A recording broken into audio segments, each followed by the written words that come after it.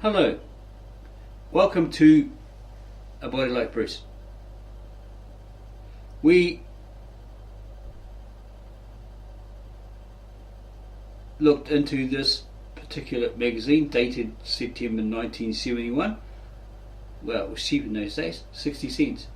And here's a picture of Bruce Lee sporting a mustache, doing a high side kick, and it states Bruce Lee slams conformity, and down here it reads, "Wake up, Bruce Lee warns today's martial artists you're being turned into machines." So we're going to go have a look at that article.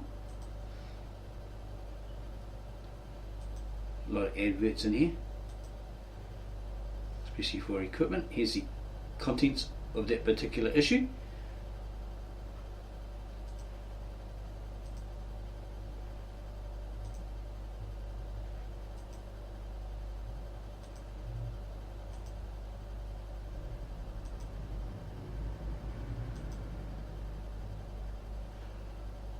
Liberate Yourself from Classical Karate by Bruce Lee. What is Jeet Kune Do? I am the first to admit that any attempt to crystallize Jeet Kune Do into a written article is no easy task. Perhaps to avoid making a thing out of a process, I have not until now personally written an article on JKD. Indeed, it is difficult to explain what Jeet Kune Do is, although it may be easier to explain what it is not. Let me begin with a Zen story. The story might be familiar to some, but I repeat it for its appropriateness. Look upon this story as a means of limbering up one's senses, one's attitude, and one's mind to make them pliable and receptive. You need that to understand this article, otherwise you might as well forget reading any further. A learned man once went to a Zen teacher to inquire about Zen. As the Zen teacher explained, the learned man would frequently interrupt him with remarks like, "Oh yes, we have that too," and so on. Finally, the Zen teacher stopped talking and began to serve tea to the learned man.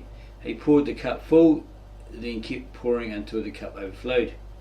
"Enough," the learned man once more interrupted. "No more can go into the cup." "Indeed, I see," answered the Zen teacher. "If you do not first empty your cup, how can you taste my cup of tea?" I hope my comrades in the martial arts will read the following paragraphs with open-mindedness, leaving all the burdens of preconceived opinions and conclusions behind. This act, by the way, has in itself a liberating power. After all, the usefulness of the cup is in its emptiness. Make this article relate to yourself, because though it is on JKD, it is primarily concerned with the blossoming of a martial artist, not a Chinese martial artist or a Japanese martial artist, etc. A martial artist is a human being first. Just as nationalities have nothing to do with one's humanity, so they have nothing to do with the martial arts. Leave your protective shell of isolation and relate directly to what is being said. Return to your senses by ceasing all the intervening intellectual mumbo-jumbo. Remember that life is a constant process of relating. Remember too that I seek neither your approval nor to influence you toward my way of thinking. I will be more than satisfied if, as a result of this article, you begin to investigate everything for yourself and cease to uncritically accept prescribed formulas that dictate this is this and that is that. On choiceless observation, suppose several persons who are trained in different styles of competitive arts witness an all-out street fight. I am sure that we would hear different versions from each of these stylists. This is quite understandable, for one cannot see a fight or anything else as is, as long as he is blinded by his chosen point of view, i.e. style, and he will view the fight through the lens of his particular conditioning. Fighting as is simple and total. It is not limited to your perspective or conditioning as a Chinese martial artist, a Korean martial artist, or a whatever martial artist. True observation begins when one sheds set patterns, and true freedom of expression occurs when one is beyond systems. Before we examine Jeet Kune Do, let's consider exactly what a classical martial arts style really is. To begin with, we must recognize the incontrovertible fact that regardless of their many colourful origins, by a wise, mysterious monk, by a special messenger in a dream, in a holy revelation, etc. Styles are created by men. A style should never be considered gospel truth, the laws and principles of which can never be violated. Man, the living creature, individual, is always more important than any established style. It is conceivable that a long time ago a certain martial artist discovered some partial truth. During his lifetime, the man resisted the temptation to organise this partial truth, although this is a common tendency in man's search for security and certainty in life. After his death, his students took his hypothesis, his postulates, his inclination and his method and turned them into law. Impressive creeds were then invented, solemn reinforcing ceremonies prescribed, rigid philosophy and patterns formulated, and so on, until finally an institution was erected. So what originated as one man's intuition of some sort of personal fluidity has been transformed into solidified fixed knowledge, complete with organised classified responses presented in a logical order. In so doing, the well-meaning, loyal followers have not only made this knowledge a holy shrine, but also a tomb in which they have buried the founder's wisdom.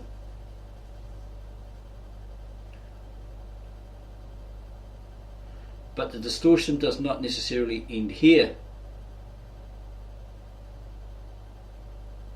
In reaction to the other's truth, another martial artist or possibly a dissatisfied disciple organises an opposite approach, such as the soft style versus the hard style, the internal school versus the external school, and all these separative nonsenses. Soon this opposite faction also becomes a large organisation with its own laws and patterns. A rivalry begins with each style claiming to possess the truth to the exclusion of all others. At best, styles are merely parts dissected from a unitary whole. All styles require adjustment, partiality, denials, condemnation, and a lot of self-justification. The solutions they purport to provide are the very cause of the problem, because they limit and interfere with our natural growth and obstruct the way to genuine understanding. Divisive by nature, styles keep men apart from each other rather than unite them. Truth cannot be structured or confined. One cannot express himself fully when imprisoned by a confining style. Combat as is total, and it includes all is as well as is not. It includes all that is as well as is not, without favourite lines or angles. Lacking boundaries, combat is always fresh, alive and constantly changing.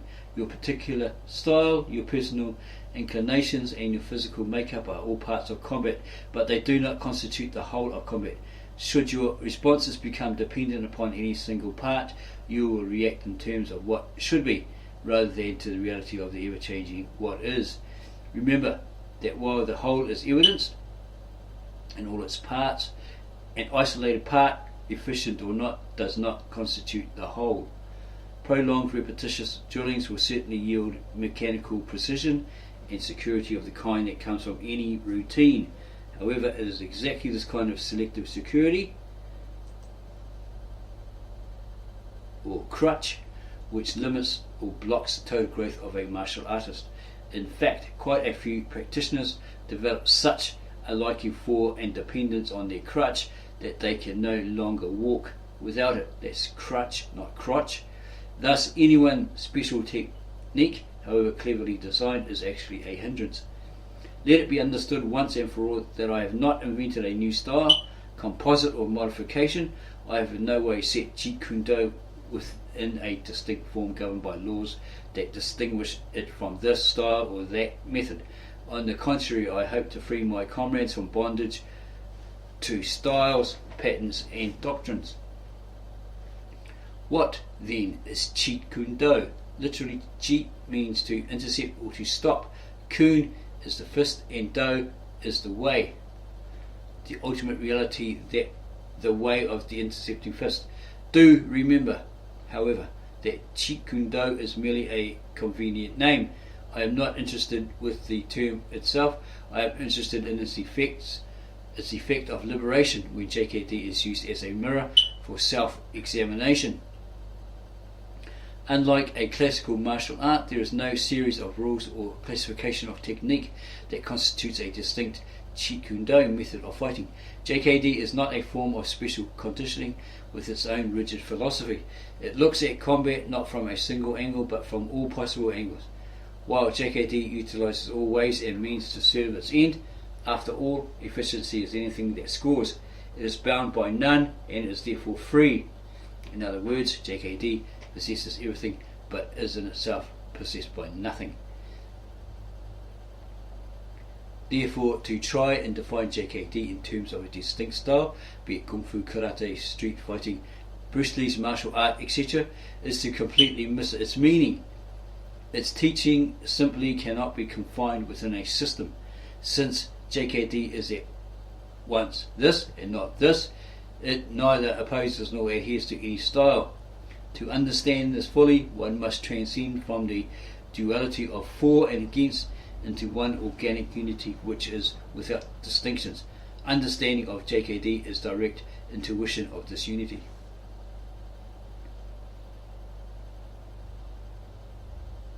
There are no pre-arranged sets or kata in the teaching of JKD, nor are they necessary. Consider the subtle difference between having no form and having no form. The first is ignorance, the second is transcendence. Through instinctive body feeling, each of us knows our own most efficient and dynamic manner of achieving effective leverage, balance in motion, economical use of energy, etc. Patterns, techniques or forms touch only the fringe of genuine understanding. The core of understanding lies in the individual mind, and until that is touched, everything is uncertain and superficial. Truth cannot be perceived until we come to fully understand ourselves and our potentials. After all, knowledge in the martial arts ultimately means self-knowledge. At this point you may ask, how do I gain this knowledge? That you will have to find out all by yourself. You must accept the fact that there is no help but self-help. For the same reason I cannot tell you how to gain freedom, since freedom exists within you. I cannot tell you how to gain self-knowledge. While I can tell you what not to do, I cannot tell you what you should do, since that would be confining you to a particular approach. Formulas can only inhibit freedom. Externally dictated prescriptions only squelch creativity and arouse mediocrity. Bear in mind that the freedom that accrues from self-knowledge cannot be acquired through strict adherence to a formula. We do not suddenly become free, we simply are free.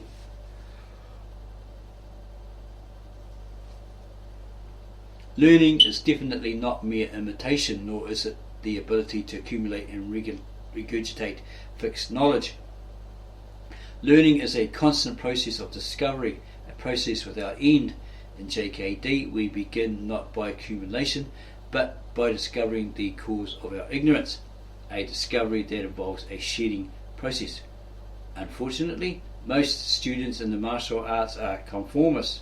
Instead of learning to depend on themselves for expression, they blindly follow the instructors, no longer feeling alone and finding security in mass imitation.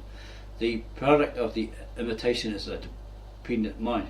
Independent inquiry, which is essential to genuine understanding, is sacrifice. Look around the martial arts and witness the assortment of routine performers, trick artists, desensitized robots, glorifiers of the past, and so on, all followers of exponents of organized despair. How often are we told by different sensei or masters that the martial arts are life itself? But how many of them truly understand what they are saying? Life is a constant movement, rhythmic as well as random. Life is constant change and not stagnation. Instead of choicelessly flowing with this process of change, many of these masters, past and present, have built an illusion of fixed forms, rigidly subscribing to traditional concepts and techniques of the art, solidifying the ever-flowing, dissecting the totality. The most pitiful sight is to see sincere students earnestly repeating those imitative drills, listening to their own screams and spiritual yells. In most cases, the sensei offer their students are so elaborate that the student must give tremendous attention to them until gradually he loses sight of the end. The students end up performing their methodical routines as a mere conditioned response rather than responding to what is. They no longer listen to circumstances, they recite their circumstances. These poor souls have unwittingly become trapped in the miasma of classical martial arts training. A teacher, a really good sensei, is never a giver of truth. He is a guide, a pointer to the truth that the student must discover for himself or herself. A good teacher, therefore, studies each student individually and encourages the student to explore him or herself, both internally and externally, until ultimately the student is integrated with his being. For example, a skillful teacher might spur a student's growth by confronting him with certain frustrations. A good teacher is a catalyst. Besides possessing deep understanding, he must also have a responsive mind with great flexibility and sensitivity. A finger pointing to the moon. There is no standard in total combat, and expression must be free. This liberating truth is a reality only in so far as it is experienced and lived by the individual himself. It is a truth that transcends styles or disciplines. Remember, 2. That Jeet Kune Do, Jeet Kune Do is merely a term, a label to be used as a boat to get one across. It is to be discarded.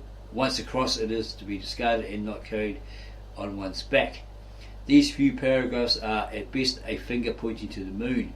Please do not take the finger to be the moon, or fix your gaze so intently on the finger as to miss all the beautiful sights of heaven. After all, the usefulness of the finger is in pointing away from itself to the light which illumines finger and all. That's a short article for Black Belt magazine, September 1971, found in the public domain, public access. If you found that interesting, then subscribe to our channel, give us a like, add your comments below, and then share this knowledge with your family, friends, etc. who might be martial artists.